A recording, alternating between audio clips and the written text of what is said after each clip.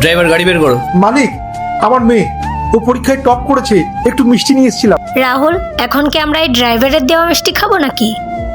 Madam, আপনি তো একবার জিজ্ঞেস করুন আমার মেয়ে কোন পরীক্ষায় টপ করেছে। এক্সামেই তো টপ করেছে, কোনো ডিএম তো আর হয়ে যাবে না। আলটিমেটলি তো ড্রাইভারেরই মেয়ে। কি এমন করবে? সেই তো মনে হয় আমাদের মতন বড় লোক বাড়িতে বাসন মাজার কাজ করতে হবে। স্যার, আপনি আমায় ডেকেছিলেন? হ্যাঁ, ডেকেছিলাম। কালকে কাজে আসুনি কেন? হ্যাঁ, আমি তোমাকে পার্মানেন্টলি ছুটি দিয়ে দিচ্ছি। বেরো এখান থেকে। ম্যাডাম, দয়া করে আমাকে বসাবেন না ম্যাডাম, এটা করি আমার সংসার চলে। আমি তো বেশি পড়াশোনা করতে পারিনি, কোথায় কাজ করব ম্যাডাম? কথা কানে যায় না? যাও, বেরো এখান থেকে। পায়েল, ঠাকুরের কাছে প্রার্থনা করো ম্যাডামের সঙ্গে যেন আজকে আমাদের মিটিংটা হয়ে যায়। আপনি পরেশবাবুর মেয়ে না? হ্যাঁ, আমি ওনারই মেয়ে।